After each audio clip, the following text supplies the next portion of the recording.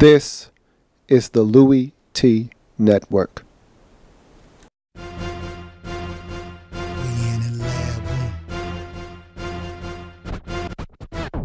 Man, I love some football. Man, I love some football. My favorite week is week 1, cause I'm watching football. First comes the preseason, and I don't take a day off. And then it gets even better when your team makes the playoffs. 32 teams go hard for one thing.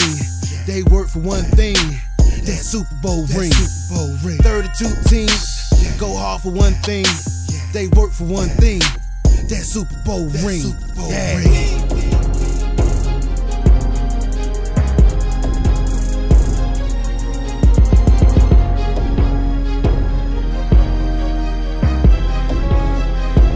We in the lab room.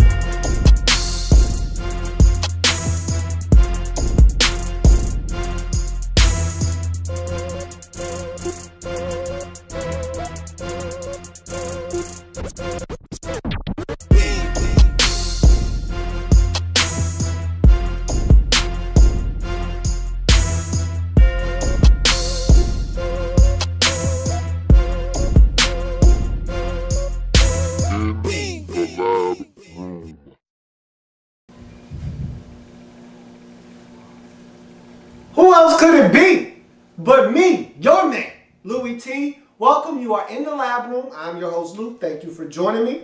Week 1 of the National Football League, one of the most entertaining games of the week. And we didn't expect it to be coming into the game and into the week, but it ended up being a barn burner. The Buffalo Bills traveling out to Chicago to take on the Chicago Bears. The Chicago Bears. The Bears. And so I heard so many different things about this Bills team over the last couple of weeks.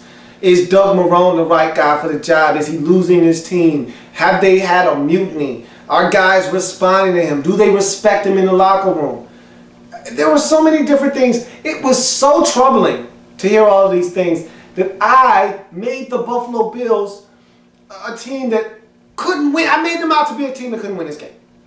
I picked the Chicago Bears, and this was not my original pick, but I ended up switching my pick to this game, and unfortunately it came back to bite me as my sole survivor pick for week 1. And so, looking at this game, let's break it down quickly and talk about how the Chicago Bears let one slip away at home to the Buffalo Bills 23-20 in overtime. So you start first quarter.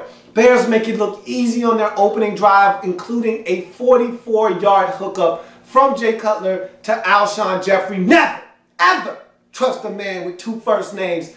An 11-yard touchdown strike to Martellus Bennett shortly thereafter. And I'm thinking, that's what I'm talking about, Chicago. Get it done, baby. Get her done.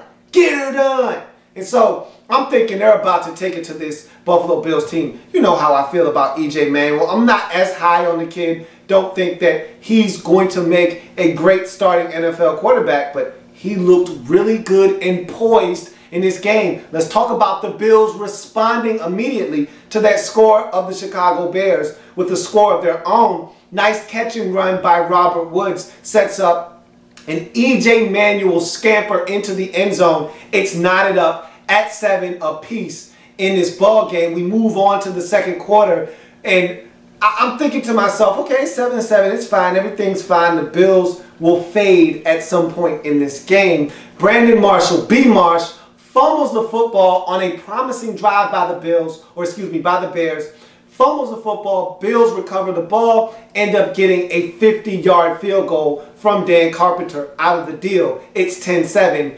Bills up in this game. The very next possession, Jay Cutler does something that he does all too often. That's sharing the football. Sharing is caring, and Jay Cutler is way too caring of an individual, especially when he's playing the quarterback position for the Chicago Bears. Turns it over. It's picked off by Corey Graham, and they tack on a penalty on the end of that return. When it's all said and done, the Bills end up inside the 10-yard line of the Chicago Bears. The very first play on that offensive possession, C.J. Spiller out in the flat, dumped off by E.J. Manuel. He walks into the end zone. It is now 17-7. I'm saying to myself, and of course I'm not watching the game at the time, I'm looking down at the scoreboard at the bottom of the screen of the game that I'm watching. I'm saying, what the hell is going on out there? I want to know what's going on.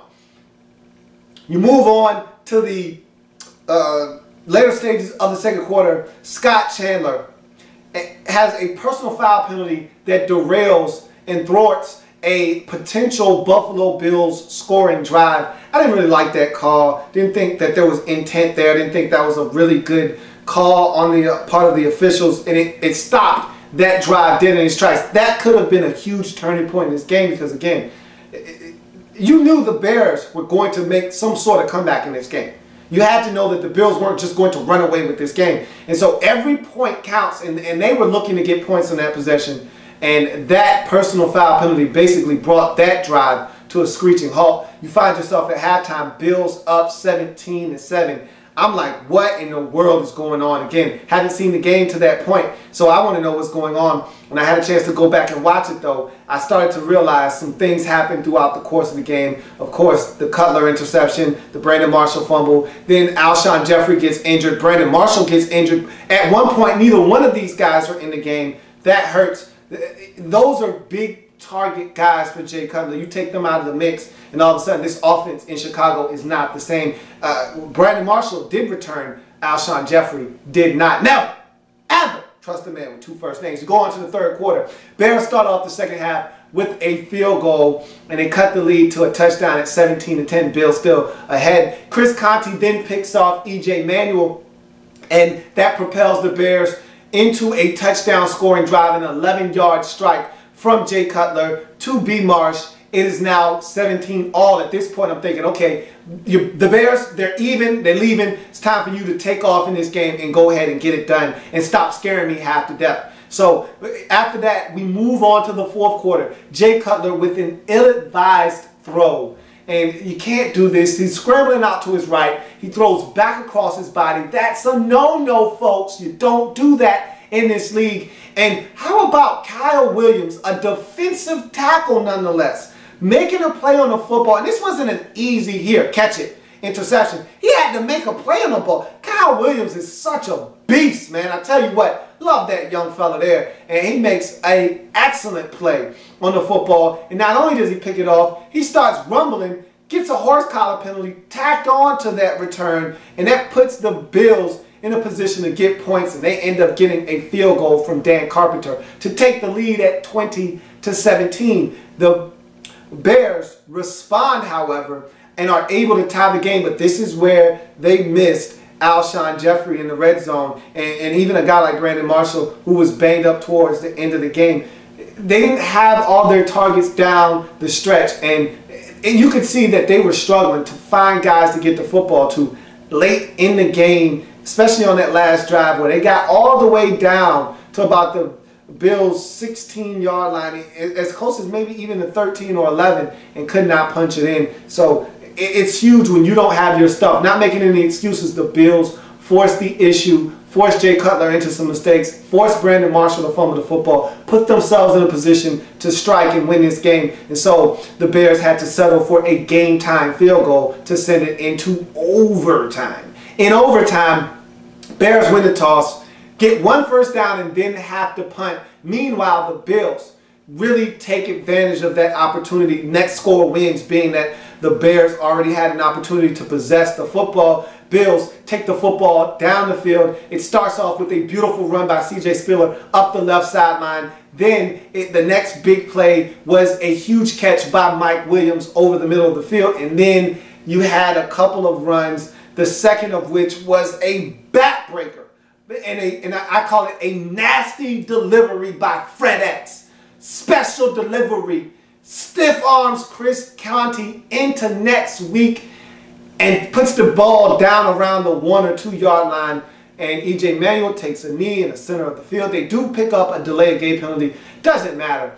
At the end of the day, Dan Carpenter knocks it home from about 33 yards as the Buffalo Bills march into Chicago and still won in kickoff weekend of the National Football League, 23-20. An exhilarating game, a lot of fun to watch. Disappointing on my side of things because I picked the Bears to be my sole survivor pick of the week. and it did not pan out. So I am eliminated from my own tournament. Can you believe that, folks?